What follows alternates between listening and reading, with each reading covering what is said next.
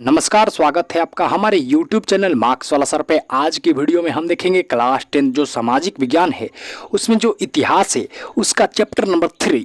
इससे पहले के सारे चैप्टरों को हमने कर रखा है, आप हमारे प्लेलिस्ट में जाके देख सकते हैं। तो आज की वीडियो में हम देखेंगे क्लास 10 सामाजिक विज्ञान इतिहास का चैप्टर नंबर 3 जिसका नाम है हिंद चीन में राष्ट्रवाद। उसका सारा VBI ऑब्जेक्टिव क्वेश्चन जो आपके परीक्षा के लिए बहुत ही ज्यादा इंपॉर्टेंट है। तो आइए शुरू करते हैं। पहला प्रश्न हमारा बोलता है कि हिंद चीन में बसने वाले फ्रांसीसी कहे जाते थे। आपको बताना है, यहाँ पे थोड़ा टाइपिंग मिस्टेक है भैया, का लिखा गया है तो आपको बताना है हिंद चीन में बसने वाले फ्रांसीसी कहे जाते थे। तो भैया वो कुलोन कहे जाते थे। तो हमारा सी ऑप्शन बिल्कुल नहीं सही हो जाएगा, आपको याद रखना है। आइए देखते हैं अब अगले प्रश्न को। अगले प्रश्न क्या बोलता है, the history of loss Vietnam किसने लिखा था। आपको बताना है the history of loss Vietnam किसने लिखा था। ए ऑप्शन है माइकल ने, बी ऑप्शन है सिंबल क्लर्क ने, डी सी ऑप्शन है वीजिंग ने, डी ऑप्शन है फान बोई चाउ ने। तो आपको बताना है the history of loss Vietnam किसने लिखा था। तो the history of loss Vietnam फान बोई चाउ ने लिखा था। तो हमारा डी ऑप्शन बिल्कुल ही सही हो जाएगा। ये देखते हैं अगले प्रश्न को। अगला प्रश्न क्या बोलता है, अकोर वाट का मंदिर कहाँ स्थित है। आपको बताना है कि अकोर वाट का मंदिर कहाँ स्थित है। ए ऑप्शन है वियतनाम में, बी ऑप्शन है चीन में, सी ऑप्शन है सिंगापुर में, डी ऑप्शन है कंबोडिया में।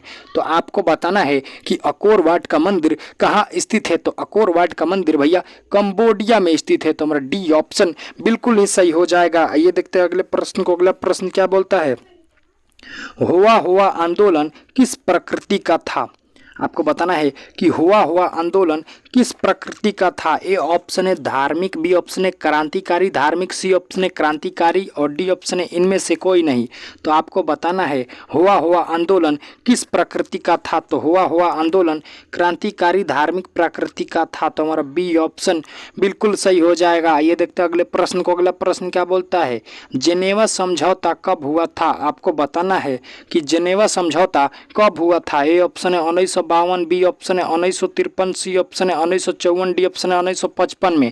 तो आपको बताना है कि भैया जिनेवा समझौता कब हुआ था। तो जिनेवा समझौता 1954 में हुआ था। तो हमारा सी ऑप्शन बिल्कुल ही सही हो जाएगा। आइए देखते हैं अगले प्रश्न को। अगला प्रश्न क्या बोलता है, अनामी दल के संस्थापक कौन थे। आपको बताना है कि अनामी दल के संस्थापक कौन थे। ए ऑप्शन है बायोजाई, बी ऑप्शन है जेगुअन, सी ऑप्शन है हो ची मी और डी ऑप्शन है इनमें से कोई नहीं। तो आपको बताना है कि अनामी दल के संस्थापक कौन थे। तो अनामी दल के संस्थापक जोगुअन आई थे। यहाँ पे आई थोड़ा मिसिंग है, जोगुअन आई। तो हमारा ऐसा नाम रहता है ना भाई कि बोलने में भी जबान लपटा जाता है।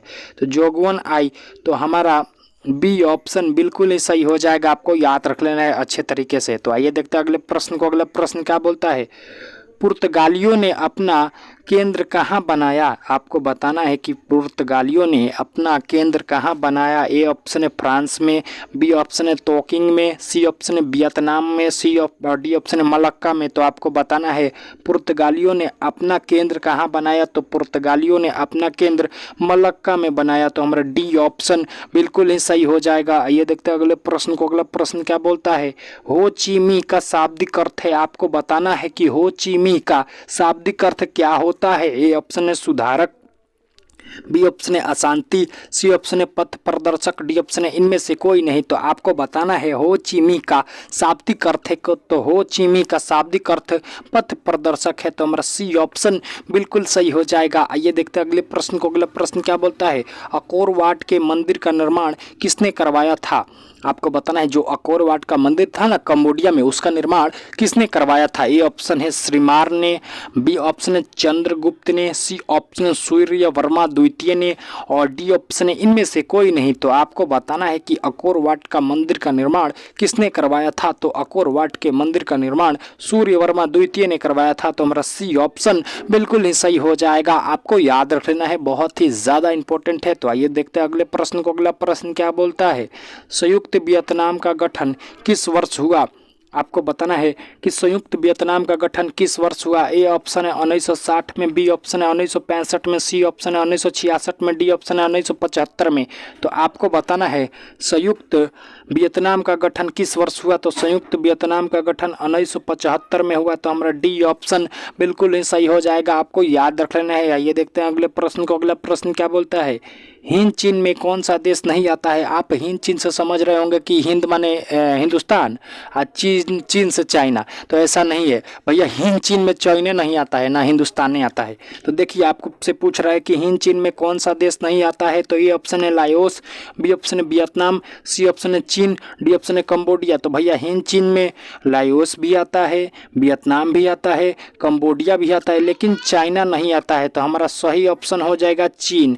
हिंद चीन में चाइना नहीं आता है। तो हमारा सी ऑप्शन बिल्कुल सही हो जाएगा। ये देखते हैं अब अगले प्रश्न को। अगला प्रश्न क्या बोलता है, वियतनाम स्वतंत्र लीग की स्थापना किसने की। आपको बताना है कि वियतनाम स्वतंत्र लीग की स्थापना किसने की। ए ऑप्शन है लाइमेन ने, बी ऑप्शन है चिमी ने, सी ऑप्शन है थन बाई ने, डी ऑप्शन है हो ची मिह ने। तो आपको बताना है कि वियतनाम स्वतंत्र लीग की स्थापना किसने की। तो भैया हो ची मिह ने की। तो हमारा डी ऑप्शन बिल्कुल सही हो जाएगा। आइए देखते हैं अगले प्रश्न को। अगला प्रश्न क्या बोलता है, हिंद चीन में आने वाले पहले व्यापारी थे। आपको बताना है कि जो हिंद चीन में आने वाले पहले व्यापारी कौन थे।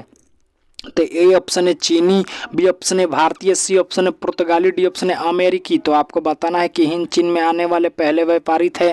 तो हिंद चीन में आने वाले पहले व्यापारी पुर्तगाली थे। तो हमारा सी ऑप्शन बिल्कुल ही सही हो जाएगा। आइए देखते हैं अगले प्रश्न को। अगला प्रश्न क्या बोलता है, वियतनाम का एकीकरण कब पूर्ण हुआ। आपको बताना है कि वियतनाम का एकीकरण कब पूर्ण हुआ। ए ऑप्शन है 1974 में, बी ऑप्शन है 1875 में, सी ऑप्शन है 1880 में, डी ऑप्शन है 1870 में।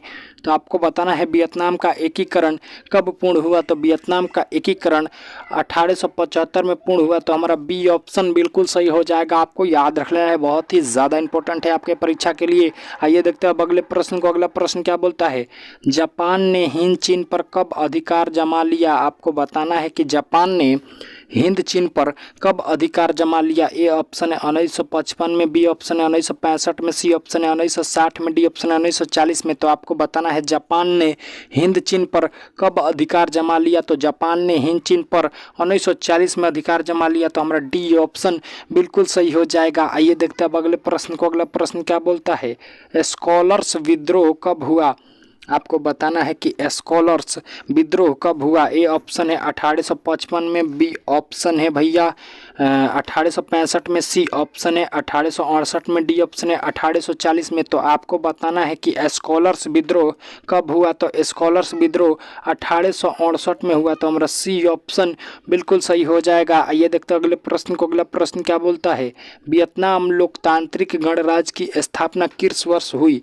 आपको बताना है कि वियतनाम लोकतांत्रिक गणराज्य की स्थापना किस वर्ष हुई। ए ऑप्शन है 1955 में, बी ऑप्शन है 1965 में, सी ऑप्शन है 1945 में, डी ऑप्शन है 1940 में। तो आपको बताना है वियतनाम लोकतांत्रिक गणराज्य की स्थापना किस वर्ष हुई। तो वियतनाम लोकतांत्रिक गणराज्य की स्थापना 1945 में हुई। तो हमारा सी ऑप्शन बिल्कुल ही सही हो जाएगा, आपको याद रख लेना है। आइए देखते हैं अब अगले प्रश्न को। अगला प्रश्न क्या बोलता है, हिंद चीन में कौन सा देश आता है। आपको बताना है कि हिंद चीन में कौन सा देश आता है। ए ऑप्शन है कंबोडिया, बी ऑप्शन है चाइना, सी ऑप्शन है भारत, डी ऑप्शन है मलेशिया। तो भैया हिंद चीन में ना मलेशिया आता है, ना भारत आता है, ना चाइना आता है, लेकिन कंबोडिया आता है। इसलिए हमारा सही ऑप्शन हो जाएगा ए, हिंद चीन में कंबोडिया आता है। तो हमारा ये ऑप्शन बिल्कुल सही हो जाएगा, आपको याद रख लेना है। आइए देखते हैं अगले प्रश्न को। अगला प्रश्न क्या बोलता है, लियांग किचाऊ कौन थे।